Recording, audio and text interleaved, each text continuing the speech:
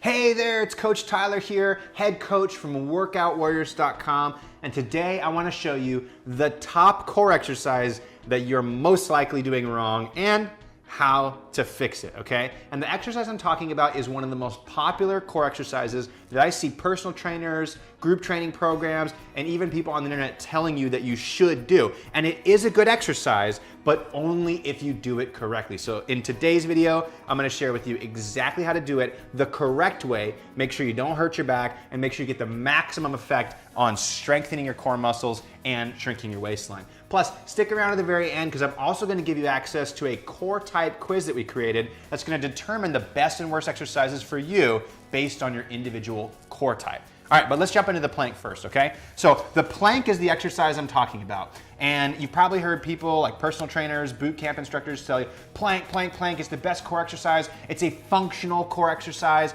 And while they're telling the truth that it's an excellent exercise, most people don't know how to coach the plank correctly. So I'm gonna walk you through all the things you could be doing wrong in the plank and then how to fix it. And I'll show you a couple different variations too if you're beginner, intermediate, or advanced, okay?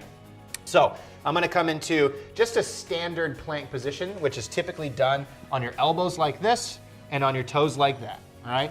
And the number one thing that people do wrong in the plank is they allow a arch to their lower back. You watch my lower back right there. You see how I'm starting to arch my lower back versus this right here where my lower back is nice and flat like that. Okay, so if you find yourself arching your lower back like this, the first thing you need to do is squeeze your butt muscles and try to lengthen your spine. So you're trying to basically squeeze your butt muscles, tuck your pelvis under like this, and go tall from the tailbone to the top of your head. You're trying to create as much length in your spine as humanly possible, okay? So I'll show you that transition one more time. So you're on your elbows, you're here, you're kind of loose, you're kind of relaxed. Squeeze your butt muscles as tight as you can, as tight as you can.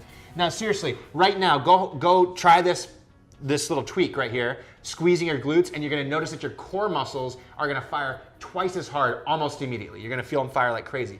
Now the next thing you wanna do if you wanna secure your lower body in place and protect your back is to squeeze your quad muscles, okay? So this basically means if you're in the plank, you wanna basically squeeze these quad muscles by extending your knee as hard as you can along with your glutes. That's gonna freeze that lower body in place and make you fire abs even harder. So what that looks like is this. Plank, you go glutes, and then you squeeze your quads. It's not much more of a movement, but you're just squeezing that whole lower body as tight as you possibly can, okay? So let's go to the top of the plank now. We're gonna look at the head, and then we're gonna look at the arms last, okay? So for the head, what oftentimes people do is they look up in the plank because they're looking at some sort of timer or they're looking at everywhere else. That actually decreases the amount of strength you'll have and can cause like neck strains and things like that because you're looking up and you're using all your neck muscles. What you really wanna do is tuck your chin down like this and think about trying to push your head out as far as possible. So again, I'm in the plank, I got my lower body secure, so I'm not like this, right? I'm like this, chin tucked, tall as possible. Again, trying to create as much space from your tailbone through the top of your head as you possibly can, okay? And the last thing is your arms.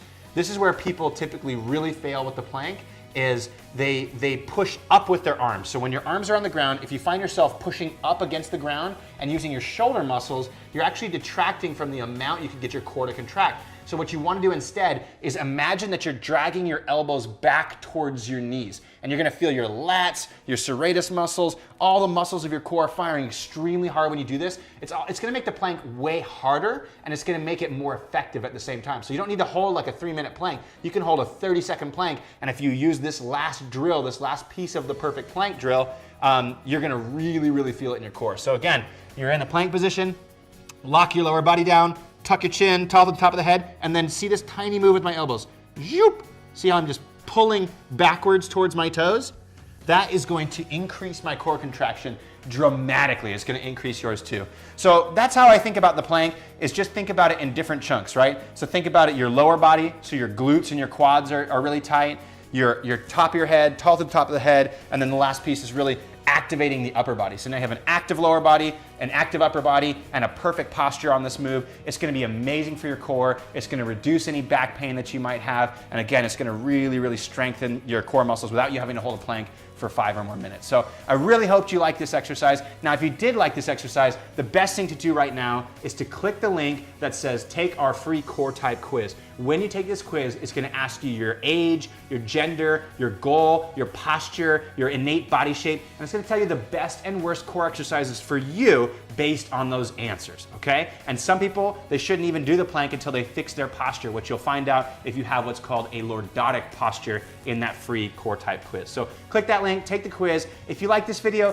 click the like button, share it with your friends if you know anybody who's doing the plank that's not doing it correctly. Otherwise, I'll see you in the next video.